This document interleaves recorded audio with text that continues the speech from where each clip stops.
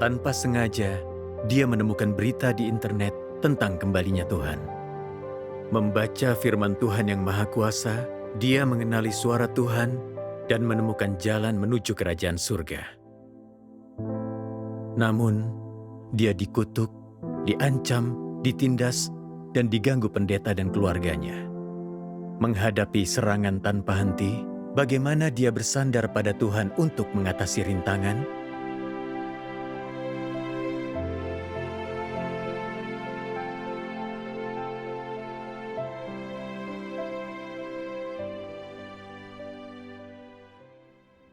Saat pendeta mengatakan ini, aku merasa sangat tertekan. Jika aku diinterogasi oleh Dewan Tinggi Gereja, bisakah aku menghadapi serangan? Jika aku bersikeras percaya, akankah aku dikeluarkan dari sekolah? Apa mereka akan minta orang percaya lain untuk menolakku? Aku sangat khawatir memikirkan ini. Jadi, aku berdoa dalam hati kepada Tuhan, meminta bimbingan Tuhan, dan berkata ingin teguh bersaksi. Amin. Setelah berdoa, kubaca 2 kutipan firman Tuhan. Akan kubacakan. Baik. Tuhan berfirman, engkau harus berjaga dan menantikan setiap saat dan harus lebih banyak berdoa. Engkau harus mengenali tipu muslihat dan rencana licik iblis, mengenali roh dan manusia, dan membedakan jenis orang, peristiwa, dan hal-hal. Iblis hadir melahap pengetahuan tentang aku dalam hati manusia, menggertakkan gigi dalam pergolakan kematian terakhirnya. Apakah engkau mau menjadi mangsa rencana liciknya kali ini? Apakah engkau ingin menghancurkan hidupmu saat pekerjaanku selesai? Amin. Amin. Dari firman Tuhan, aku memahami yang kualami ini tipu daya iblis. Iblis ingin menghalangiku mengikuti Tuhan.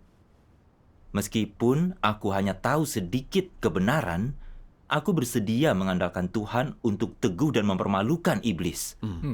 Jadi, aku menjawab, aku akan terus ikut pertemuan, ikut Tuhan yang Maha Kuasa. Saat aku tidak mendengarkan pendeta, orang tuaku marah. Ayahku memelototiku dan berteriak, beraninya kau menolak. Sebelum pendeta pergi, bersumpahlah akan berhenti percaya Tuhan itu. Pendeta mengancamku lagi.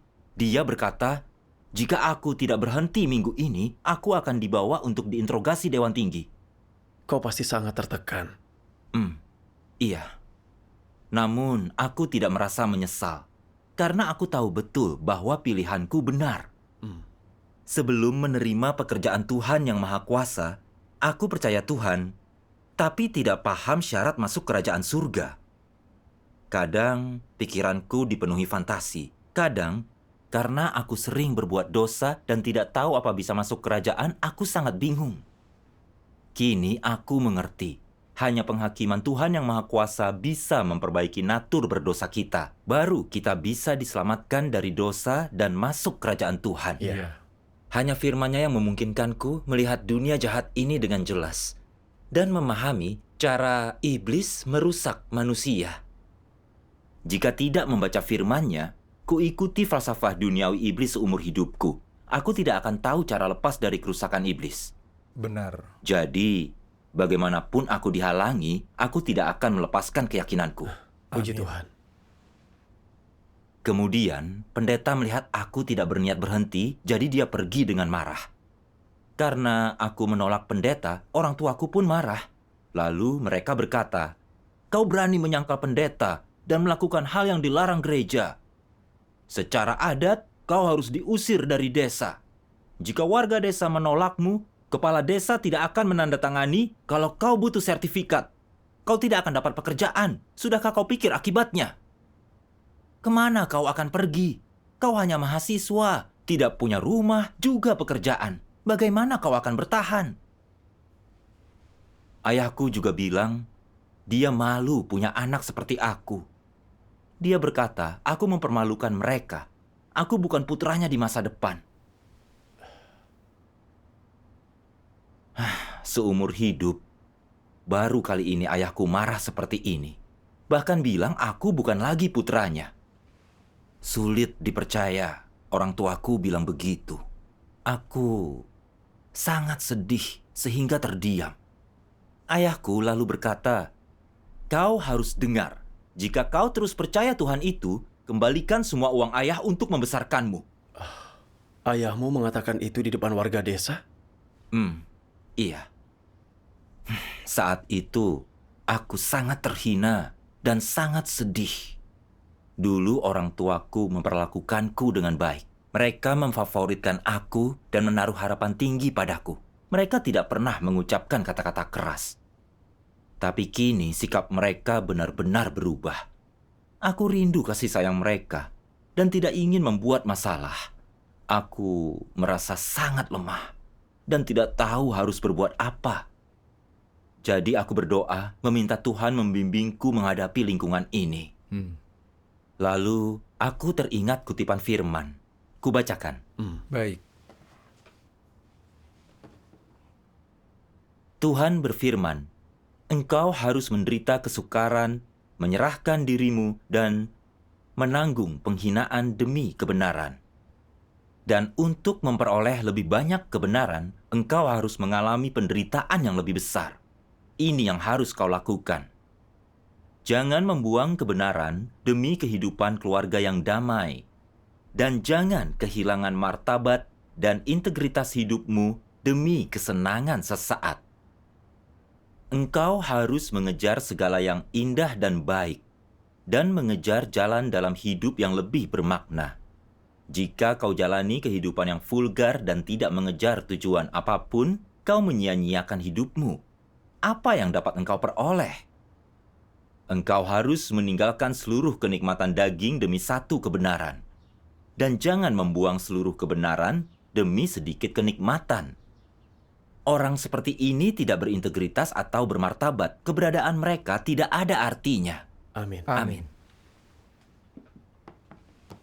Firman Tuhan mengilhamiku. Aku mengerti bahwa aku harus menderita demi kebenaran. Meskipun keluargaku menentangku, pendeta menghalangiku, dan penduduk desa menghakimiku, aku merasa tersiksa dan lemah. Apapun kata mereka, aku tetap ikut Tuhan yang Maha Kuasa. Dengan cara membaca firman Tuhan dan ikut pertemuan, aku memahami kebenaran.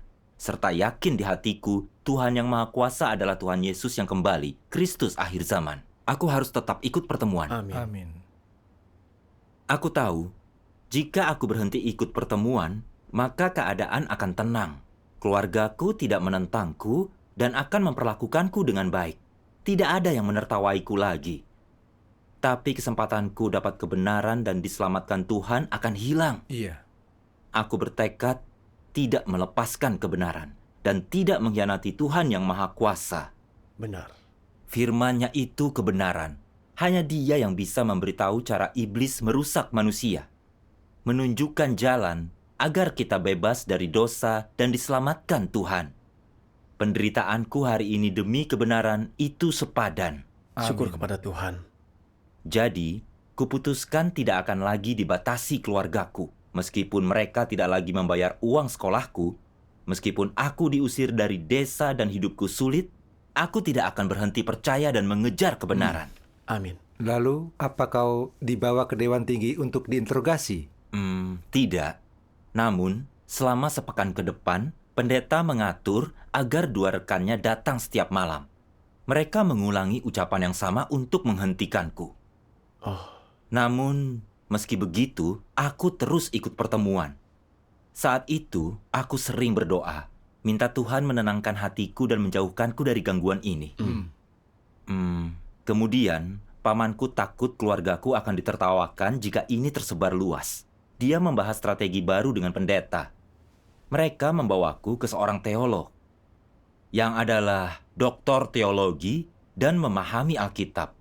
Saat bertemu, teolog itu menanyaiku, "Kenapa kau percaya Tuhan yang Maha Kuasa? Apa kau sadar Dia itu hanya manusia biasa? Kenapa kau mempercayai manusia?" Aku menjawab, "Dia itu Tuhan yang berinkarnasi. Dia tampak seperti orang biasa, tapi Dia punya roh Tuhan, dan Dia inkarnasi dari roh Tuhan. Kemanusiaannya normal dan keilahiannya penuh."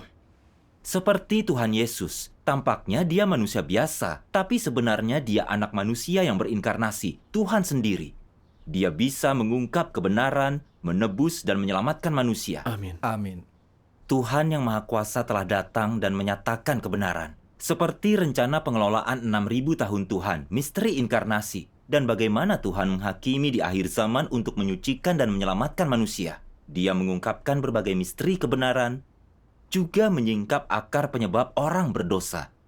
Apa menurutmu orang biasa bisa mengungkap banyak kebenaran?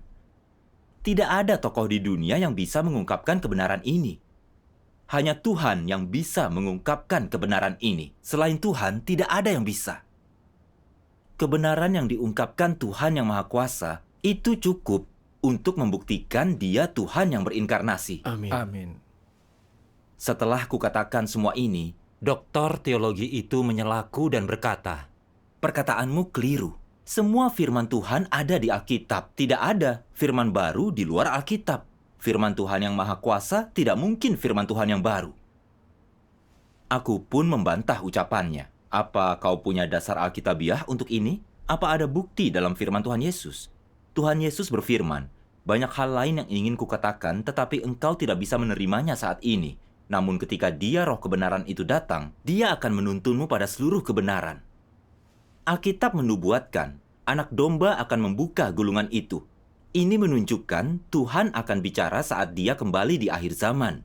Jika seperti katamu, Tuhan tidak mengucapkan firman baru di luar Alkitab, bukankah itu menyangkal semua firman dan pekerjaan Tuhan? Benar. Lalu saat kau mengatakan itu, bagaimana reaksi sang teolog? Saat itu, dia tidak mendengarkan. Dia mengutuk Tuhan yang Maha Kuasa dan memintaku berhenti mendengarkan kilat dari timur. Lalu, dia memamerkan betapa tinggi gelar teologinya, betapa dia menderita untuk berkhotbah bagi Tuhan. Dia juga berkata, aku terlalu muda untuk memahami Alkitab, lalu menyuruhku berhenti ikut pertemuan gereja Tuhan yang Maha Kuasa. Pamanku bergabung dan berkata, kita tidak boleh mempercayai yang dikutuk kalangan agama. Katanya, teolog ini terkenal karena pengetahuan Alkitabiahnya. Kau beruntung berkesempatan bicara dengannya. Paman harap kau dengarkan dia dan berhenti ikut pertemuan. Aku beritahu mereka, dahulu aku bingung tentang hidup dalam dosa. Kenapa orang tidak bisa menyingkirkan dosa? Aku paham setelah membaca firman Tuhan yang Maha Kuasa, bahwa itu karena natur berdosa kita. Jika natur berdosa kita tidak dihilangkan, kita tidak akan bebas dari belenggu dosa. Ya. Aku juga bersaksi tentang kebenaran inkarnasi. Setelah kukatakan itu, teolog itu bilang, dia terinspirasi oleh penjelasanku. Dia bilang itu sangat bagus dan berharap bisa mendiskusikannya lagi. Tapi, dia bersikeras aku tidak boleh menerima Tuhan yang Maha Kuasa. Dia mengakui kau benar, tapi tidak menerima kebenaran. Iya. Kulihat, meskipun teolog ini memahami Alkitab, punya banyak pengetahuan teologi dan reputasi bagus, rohaninya miskin dan tidak memahami kebenaran. Ya. Dia juga sangat congkak, tidak menerima kebenaran, dan tidak menyelidiki pekerjaan Tuhan di akhir zaman. Seperti orang Farisi yang menentang Tuhan Yesus, dia mengutuk pekerjaan Tuhan yang Maha Kuasa. Percakapan itu tidak mengubah tekadku ikut Tuhan yang Maha Kuasa. Justru itu memberiku pemahaman tentang pendeta dan teolog agamawi. Aku berhenti mengagumi mereka. Dengan ikut pertemuan dan membaca firman selama masa ini, aku juga memahami kekeliruan di dunia agama. Aku makin yakin firman Tuhan yang Maha Kuasa memang kebenaran. Dan dia adalah perwujudan Tuhan yang benar. Syukur Amin. kepada Tuhan. Kemudian dalam sebuah pertemuan, aku bicara dengan yang lain tentang keadaanku belakangan ini. Dan mereka berbagi firman Tuhan denganku yang memberiku ketajaman tentang gembala palsu dan antikristus dalam dunia keagamaan. Tuhan Yesus berfirman, celakalah engkau ahli Taurat dan orang Farisi, orang munafik. Karena engkau menutup kerajaan surga terhadap manusia. Padahal engkau tidak pernah ke sana, namun engkau menghalangi orang yang berusaha masuk ke sana. Celakalah engkau ahli Taurat dan orang Farisi, orang munafik. Kau melintasi lautan dan daratan, menjadikan satu orang pengikutmu. Tetapi begitu jadi, kau buat dia anak neraka yang 2 kali jahatnya. Amin. Setelah membaca firman dan mendengar persekutuan, hatiku jauh lebih cerah. Aku lihat pendeta dan pemimpin di dunia agama sama seperti orang Farisi yang dihukum Tuhan Yesus. Mereka mengutuk pekerjaan Tuhan yang Maha Kuasa dan mencegah orang mendengar suara Tuhan dan menyambutnya. Mereka hambatan untuk masuk kerajaan Tuhan. Itu benar. Saking jahatnya, mereka tidak masuk. Orang pun dicegah masuk. Kemudian, saudara-saudari membacakan 2 kutipan firman. Mari kita tonton videonya. Mari.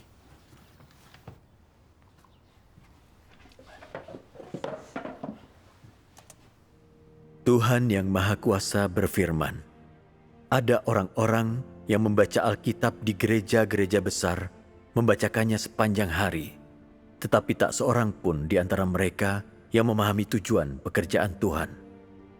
Tak seorang pun yang dapat mengenal Tuhan, bahkan tak ada seorang pun di antara mereka yang dapat selaras dengan kehendak Tuhan. Mereka semua tidak berharga, manusia hina, masing-masing meninggikan diri untuk mengajar Tuhan. Mereka dengan sengaja menentang Tuhan, bahkan saat mereka membawa panjinya. Mengaku beriman kepada Tuhan, mereka tetap saja memakan daging manusia dan meminum darah manusia. Semua orang semacam itu adalah setan-setan yang menelan jiwa manusia. Para penghulu setan yang sengaja menghalangi mereka yang berusaha melangkah ke jalan yang benar, dan batu sandungan yang menghalangi orang-orang yang mencari Tuhan. Mereka mungkin tampak seperti raga yang kuat, tetapi bagaimana pengikut mereka bisa mengetahui bahwa mereka tidak lain adalah antikristus yang memimpin manusia untuk menentang Tuhan? Bagaimana para pengikut mereka bisa mengetahui bahwa merekalah setan-setan hidup yang didedikasikan untuk menelan jiwa manusia? Lihatlah para pemimpin setiap denominasi. Mereka semua congkak dan merasa diri benar, dan penafsiran mereka terhadap Alkitab di luar konteks dan dibimbing oleh gagasan dan imajinasi mereka sendiri. Mereka semua bergantung pada karunia dan pengetahuan untuk melakukan pekerjaan mereka. Jika mereka tidak mampu berkhotbah sama sekali, akankah orang-orang mengikuti mereka? Bagaimanapun, mereka memang memiliki sedikit pengetahuan dan dapat mengkhotbahkan sedikit doktrin, atau mereka tahu bagaimana memenangkan hati orang lain dan menggunakan sedikit kelicikan. Mereka menggunakan hal-hal ini untuk menipu orang dan membawa mereka ke hadapan diri mereka sendiri. Secara teori, orang-orang itu percaya kepada Tuhan, tetapi kenyataannya mereka mengikuti para pemimpin mereka. Ketika mereka bertemu dengan seseorang yang mengkhotbahkan jalan yang benar, sebagian dari mereka akan berkata, "Kami harus berkonsultasi dengan pemimpin kami tentang iman kami." Lihatlah bagaimana orang masih membutuhkan persetujuan orang lain ketika mereka percaya kepada Tuhan dan menerima jalan yang benar. Bukankah ini masalah? Kalau begitu, menjadi apakah para pemimpin itu? Tidakkah mereka menjadi orang Farisi, gembala palsu, antikristus, dan batu sandungan bagi penerimaan orang akan jalan yang benar? Orang-orang semacam ini memiliki tipe yang sama dengan Paulus. Amin. Tuhan menyingkap esensi pemimpin agama yang membenci kebenaran dan menentang Tuhan. Benar. Tuhan yang Maha Kuasa mengungkap banyak kebenaran, tapi mereka tidak mencari, tidak mendengarkan suara Tuhan, malah kata-kata partai ateis PKT mengutuk pekerjaan Tuhan, menyebarkan kebohongan dan menipu orang percaya, mencegah kita mendengar suara Tuhan. Itu menghancurkan kesempatan kita untuk diselamatkan. Itu benar. Meski para pendeta ini sering menjelaskan Alkitab kepada orang-orang di gereja, mereka tidak punya pengetahuan tentang Tuhan dan pekerjaannya. Benar. Juga tidak takut akan Tuhan. Esensi mereka sama dengan orang Farisi. Mereka antikristus yang menentang Tuhan. Iya. Lalu, aku ingat bagaimana orang percaya Yahudi serta-merta menyembah pemimpin agama. Akibatnya, mereka ikut orang Farisi menentang Tuhan Yesus dan tidak diselamatkan. Orang tuaku juga menyembah pendeta. Meski lama percaya Tuhan, tidak ada Tuhan di hati mereka. Mereka tidak memahami kebenaran dan tidak tajam. Mereka kira orang yang menaati pendeta berarti menaati Tuhan. Apapun kata pendeta, orang tuaku menuruti. Untuk hal sepenting menyambut Tuhan, mereka tidak tajam dan mendengarkan pendeta. Saat aku bersaksi tentang Tuhan yang Maha Kuasa, mereka tidak mendengarkan dan mengulangi perkataan pendeta untuk mengutuk Tuhan yang Maha Kuasa. Bahkan bilang, meskipun ini jalan yang benar, kami tidak akan menerimanya kecuali pendeta menerimanya. Mereka benar-benar disesatkan oleh pendeta. Benar. Iya. Aku lihat orang tuaku sangat menyedihkan. Itu bukan percaya Tuhan. Mereka hanya percaya kepada pendeta. Benar. Kuberitahu orang tuaku, jika kalian lahir di zaman kasih karunia, saat Tuhan Yesus muncul untuk bekerja, kalian sama dengan orang percaya Yahudi. Mengikuti orang Farisi mengutuk Tuhan Yesus. Karena hanya mendengarkan pendeta. Jika pendeta mengutuk sesuatu itu palsu, pendapat kalian sama. Tapi kalian tidak menyelidiki jalan yang benar atau mendengarkan suara Tuhan. Ini sama dengan mereka yang ikut orang Farisi dan menentang Tuhan Yesus. Bisakah kalian mendapatkan hasil yang bagus? Aku sedikit memahami orang tuaku dan tidak lagi dibatasi emosiku. Aku bertekad menjadi saksi bagi Tuhan. Syukur Amin. kepada Tuhan. Syukur kepada Tuhan. Saat itu, apapun yang kulakukan, orang tuaku mengawasiku. Aku tidak bisa ikut pertemuan dengan tenang. Bagaimana kau ikut pertemuan setelahnya? Saat itu, aku harus menyelinap ke hutan di dekat desa kami pada malam hari. Ada banyak nyamuk dan serangga. Aku digigiti nyamuk dan tidak menemukan tempat yang nyaman. Kadang, aku masih di hutan hingga larut malam. Agar orang tuaku tidak tahu aku keluar.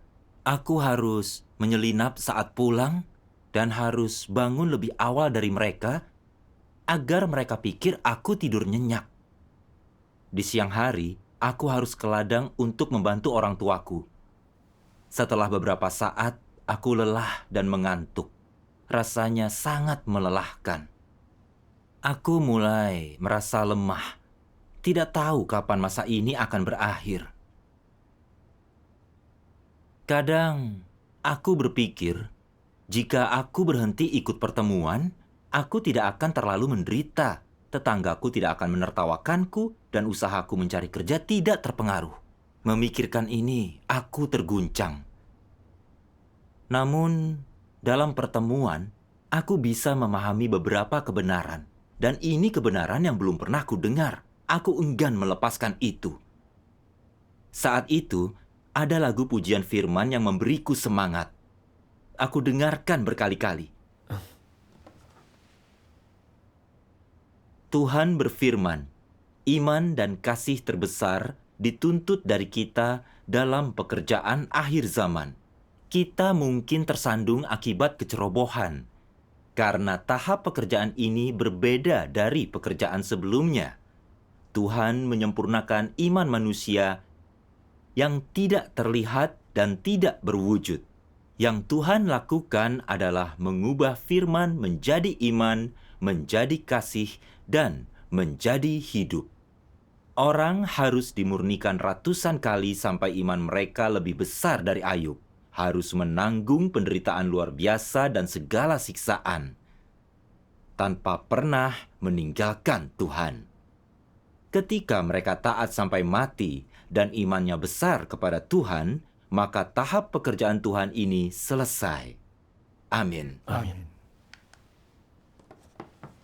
Dari lagu ini, aku memahami, dagingku bisa lemah dan sengsara saat menghadapi kesulitan. Tapi aku harus belajar meninggalkan daging. Jika mengikuti dagingku, aku tidak bisa memuaskan Tuhan dan kehilangan iman. Benar. Setiap pertemuan bermanfaat bagi pemahamanku akan kebenaran. Dan kebenaran yang kudapat adalah harta tak ternilai. Meskipun setiap pertemuan di hutan secara fisik melelahkan dan sulit, ini juga ujian bagiku. Untuk melihat apa aku bisa menderita demi kebenaran. Iya. Orang tuaku ingin aku mengejar kekayaan di dunia serta mendapat pekerjaan bagus, memberi kehidupan yang baik, dan membuat mereka bangga. Inilah yang mereka inginkan dan harapkan. Namun, jika ku dengarkan mereka dan berhenti ikut pertemuan, meski tidak harus menderita, aku tidak akan mendapat kebenaran. Benar. Benar. Aku tidak akan berubah, hanya menghibur diri dan mengejar daging yang tidak bermakna. Aku bisa menerima pekerjaan Tuhan di akhir zaman dan menikmati banyak kebenaran adalah berkat terbesar bagiku. Syukur kepada Tuhan. Penderitaan kecilku tidak ada artinya dibandingkan memahami kebenaran dan semua itu bermakna. Amin. Dengan ini, aku rela melepaskan kesenangan daging dan apapun ucapan keluargaku tentangku. Kuharap bisa mengandalkan Tuhan untuk mengatasi kesulitan ini. Amin. Kemudian, dengan membaca firman-Nya, keadaanku perlahan membaik. Perlahan aku mengerti. Hanya di lingkungan sulitlah aku bisa mencari lebih banyak kehendak Tuhan dan imanku akan menjadi lebih teguh. Dan untuk ini aku sangat bersyukur. Syukur kepada Tuhan. Setelah itu, aku terus menghadiri pertemuan di hutan. Namun, suatu hari saat pertemuan, seseorang mengetahuinya dan memberitahu orang tuaku. Saat sarapan esoknya, ibuku berkata, "Ibu pikir kau berhenti ikut pertemuan setelah bertemu teolog. Ibu tidak tahu kau ikut pertemuan di hutan di malam hari. Apa kau tidak takut?" Saat bicara, dia mulai menangis. Itu pertama kalinya kulihat ibuku menangis di depanku. Aku tidak tahu harus berkata apa. Air mataku menggenang. Aku tidak bisa melepaskan keyakinanku, tapi tidak ingin menyakiti orang tuaku. Ini seperti pertempuran khusus. Kemudian, aku teringat sebuah kutipan firman. Boleh kubacakan? Tentu. Kutipan ini. Tuhan berfirman, "Saat Tuhan bekerja, memedulikan dan memperhatikan orang ini, bila dia suka berkenan atasnya, iblis pun menguntitnya, coba menipu dan melukainya. Jika Tuhan ingin orang ini, iblis akan menghalanginya, memakai berbagai cara jahat untuk mencobai, mengganggu dan merusak pekerjaan Tuhan demi mencapai tujuan tersembunyinya." Apa tujuan ini? Iblis tak ingin Tuhan mendapat siapapun. Dia ingin merebut orang itu. Dia ingin mengendalikan dan menguasai mereka agar mereka menyembahnya, ikut berbuat jahat dan menentang Tuhan. Bukankah ini motif iblis yang jahat? Iya. Dalam peperangan melawan Tuhan dan membuntutinya, tujuan iblis adalah menghancurkan pekerjaan yang Tuhan ingin lakukan, mengendalikan orang yang Tuhan ingin dapatkan, memusnahkan orang yang Tuhan ingin dapatkan. Jika tak dimusnahkan, mereka jadi milik iblis, dipakainya. Inilah tujuannya. Amin. Amin. Amin. Setelah merenungkan firman, aku mengerti. Tuhan menyelamatkan manusia, sementara iblis berusaha menghalangi Tuhan dan mencegah orang menerima penyelamatan. Aku ingat, istri Ayub mencobai Ayub untuk meninggalkan Tuhan. Itu tipu daya iblis. Selama masa ini, temanku menggangguku. Pendeta dan keluargaku juga mengancamku agar berhenti percaya Tuhan. Ini semua pencobaan iblis. Iya. Keluargaku bilang mereka takut aku diusir dan tidak punya tujuan. Ibuku bilang dia mengkhawatirkanku. Ucapannya terdengar seperti dia khawatir. Tapi sebenarnya, iblis memakai keluargaku untuk mencegahku mengikuti Tuhan. Iblis ingin aku menyerah, terus mengikuti pendeta dan kehilangan penyelamatan Tuhan. Aku tidak boleh terperdaya iblis. Bagus. Setelah itu, aku terus ikut pertemuan dan membaca firman Tuhan. Aku tahu, di masa depan, aku mungkin masih menghadapi pencobaan iblis dan mungkin akan mengalami banyak kemunduran. Tapi ku tahu firman Tuhan yang Maha Kuasa adalah kebenaran. Aku bisa membaca firman-Nya dan mengalami pekerjaan Tuhan, itu sangat berarti bagiku. Meski aku menderita, itu sepadan. Syukur kepada Tuhan.